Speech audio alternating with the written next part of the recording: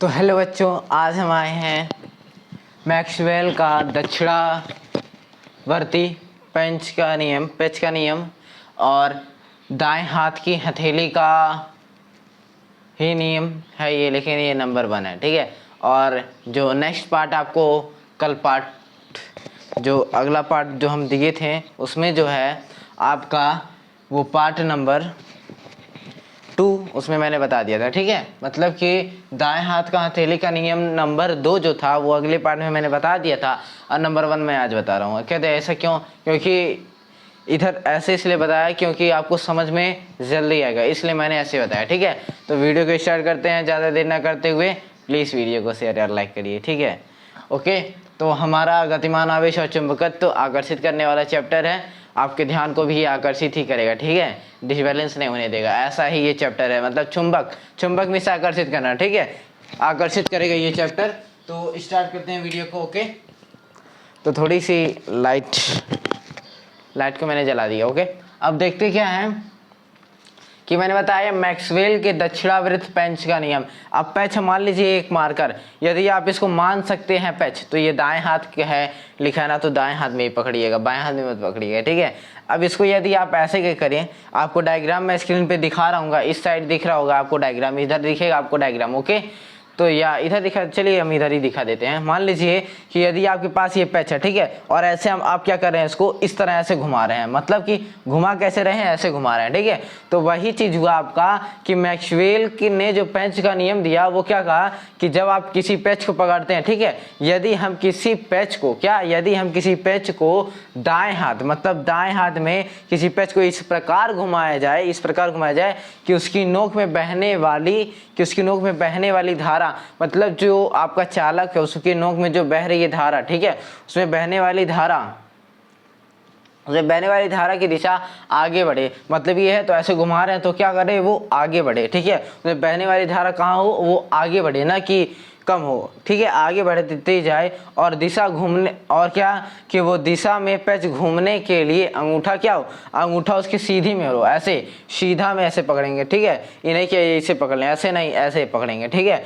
तो जो अंगूठे है वो उसकी दिशा में ऐसे क्या होगी, उसकी दिशा, धारा की दिशा में घूमेगी, ठीक है। जो अंगूठा है ना वो भी घूमता है, ठीक है। तो आपको थ्योरी जो है वो भी आपको दिखेगा, ठीक है। तो संलग्न जो आपका चित्र है उसमें देखेंगे कि जो आपकी जो दिशा है वो, ठीक है, मैंने क्या बताया था, यदि ऊपर की ओर होगी धारा की दिशा, तो हम उसको किसी पद्धति से कहते हैं डॉट से। तो उसमें आपको दिख रहा होगा, आपको इसमें जो मैं परिभाषा नीचे दिखा रहा हूँ उसमें दिख रहा होगा कि ऐसे डॉट से प्रदर्शित करते हैं, ठीक है। तो उसमें आपको दिख रहा होगा यदि ऊपर की ओर लगेगी तो क्या होगा, आपको इसको डॉट से प्रदर्शित करते हैं, ठीक है। और यदि नीचे की ओर लगती है तो इससे क्रॉस रहता है। ओके, क्रॉस रहता है। ओके,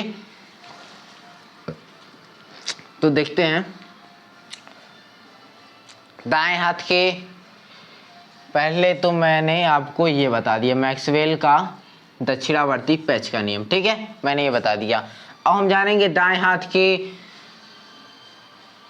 हथेली है, उसके लिए आपको जानना है। तो आप यदि इसमें क्या था कि मैंने बताया था कि ये जो आपका झापड़ होता है इसी को आप मान लेते हैं दाएं हाथ का नियम, ठीक है। मतलब कि ये जो आपका हाथ होता है दाएं हाथ, इसका वास्तव में जो अध्यापक यूज करते हैं वो मारने के लिए यूज करते हैं, ठीक है। लेकिन जब आपका नियम आता है, जब हम धारा वाला चैप्टर पढ़ते हैं तो वो इसका यूज आपको किस में बताने में कर देते हैं, इसका यूज आपको वो बताते हैं कि किस तरह हम बना सकते हैं आपका, कि मैक्सवेल ने जो मतलब कि जो दाएं हाथ का जो आपका नियम है कि वो किस तरह है, ठीक है। तो इस कंडीशन में वैद्युत जब चुंबक का चैप्टर पढ़ते हैं तो इसको हम यूज करते हैं, ठीक है। लेकिन वैसे तो इसका यूज वही किया जाता है यदि आप शरारती कर रहे हैं तो, ठीक है।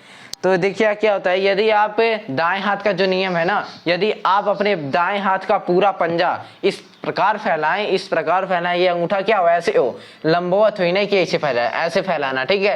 अंगूठा क्या हो आपका, लंबवत हो, अंगूठा लंबवत होगी तो आपकी क्या हो जाएगी, अंगूठा लंबवत हो तो उसकी जो उंगली, जो फिंगर आपका है वो चालक में बहने वाली धारा आई, क्या जो धारा, ये अंगूठा क्या होगा, ये धारा की दिशा बताएगी, बहने वाली धारा की दिशा आई, और ये जो आपका फिंगर है ये, ओके, तो ये जो आपका फिंगर है ये क्या बताएगा, ये जो आपका फिंगर रहेगा वो पी बिंदु पर क्या वैद्युत चुंबकीय वैद्युत चुंबक के लिए आपको बताएगा, चुंबकीय क्षेत्र के लिए बताएगा, ठीक है। और क्या, और कुछ नहीं है बस, ठीक। ये धारा और ये बताएगा कि चुंबक क्षेत्र ऊपर की ओर लग रहा है कि नीचे की ओर लग रहा है। ये जो आपकी हथेली है, ये जिसको कहते हैं गदोरी जी, ठीक है, मतलब कि हथेली है, ये बताती है आपकी दिशा की ऊपर की ओर है, या यदि अंदर की ओर होगी तो ऐसे होगी, और यदि ऐसे रहेगी तो कहाँ हो जाएगी, वो बाहर की ओर चुंबकीय दिशा हो जाएगी। ओके, तो अब जानते क्या है कि इसके लिए आपको थोड़ी सी डेरिवेशन जाननी रहती है, ज़्यादा बड़ा नहीं है, छोटा सा ही है, ठीक है, और ज़्यादा बड़ा ना होकर के छोटा सा ही है, बस मैं आपको यही बताना चाहता हूँ, ठीक है। उपयुक्त निम्न नियम से पी बिंदु पर चुंबकीय क्षेत्र की यदि कागज के तल पर लंबवत होकर ऊपर की ओर हो, आपको डायग्राम दिख रहा होगा, थ्योरी भी दिख रहा होगा, मैं जो बोल रहा हूँ वही थ्योरी होगी, ठीक है। अब यदि यहाँ संपूर्ण, हम क्या ले संपूर्ण चुंबकीय क्षेत्र, मतलब संपूर्ण धारावाही चालक के कारण चुंबकीय क्षेत्र, क्या मैंने बताया, क्या बताया मैंने, संपूर्ण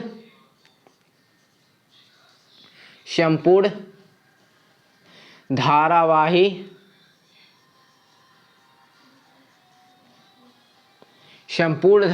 चालक के कारण चुंबकीय क्षेत्र, ओके। क्या, संपूर्ण धारावाही चालक के कारण चुंबकीय क्षेत्र, जानेंगे कि क्या होता है।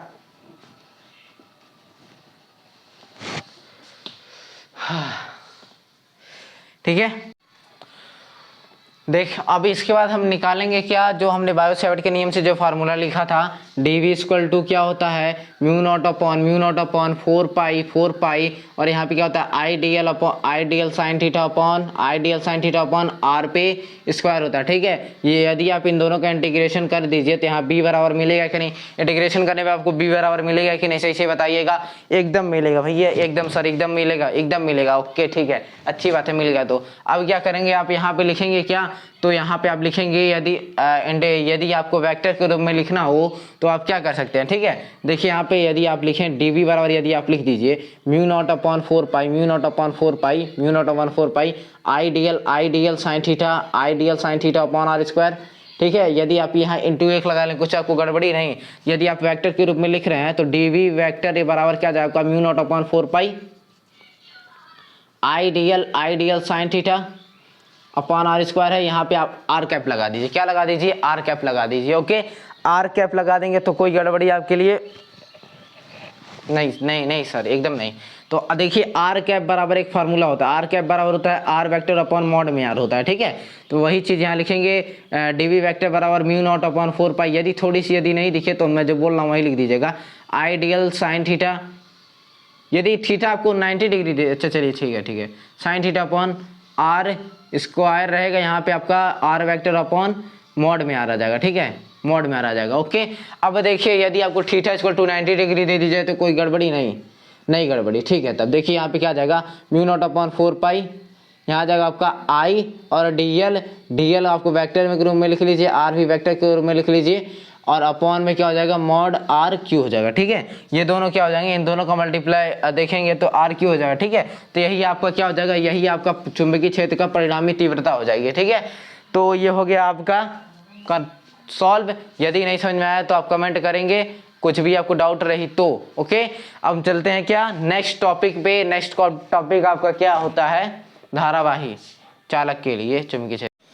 तो देख सकते हैं मैंने यहाँ पे नोट कर दिया है, और यहाँ पे लंबे रिजिड धारावाही तार के कारण किसी बिंदु पर क्या चुंबकीय क्षेत्र, उत्पन्न चुंबकीय क्षेत्र, ये आपका यहाँ पे देखेंगे, ये आपका इतना बड़ा क्या CD, एक देखेंगे यहाँ पे क्या आपका एक धारावाही रिजुरेखी धारावाही, मतलब कि एक थोड़ा सा लंबा थोड़ा सा चालक तार है, और इसमें क्या है कि I धारा बह रही है, और P बिंदु पर आपको वैद्युत क्षेत्र की तीव्रता ज्ञात करनी है, और आपको यहाँ पे थीटा कोण बना होगा, और यहाँ पे 90 डिग्री का कोण बन रहा है, और यहाँ पे भी थीटा कोण बन रहा है, ओके। यहाँ पे भी आपका क्या बन रहा है, थीटा कोण बन रहा है, और ये बिंदु O है, इन दोनों के मध्य O बिंदु स्थित है, और E यहाँ E और F के बीच की दूरी डेल्टा L है, मतलब छोटी सी इतना से की दूरी के लिए हम क्या कहते हैं, डेल्टा L लेते हैं, और यहाँ पे तो आपका P बिंदु है, ठीक है।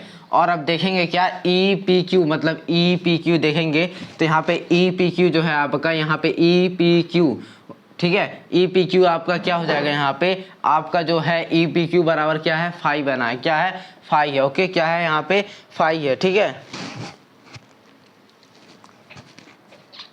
और यहाँ पे देखेंगे FPE, मतलब F P और E जो है आपका यहाँ क्या है डेल्फाई का कोड बना रहा है। और यहाँ EFP बराबर थीटा और QEP मतलब QEP बराबर क्या है QEP सॉरी क्या है QEP बराबर क्या है आपका यहाँ पे ये ओ रही ये Q रहेगा ओके, ये Q रहेगा ओके। तो क्या हो जाएगा वहाँ पे भी थीटा कोड बन रहा है, ठीक है, यहाँ पे भी आपका ही बन रहा है थीटा कोड ही बन रहा है ओके।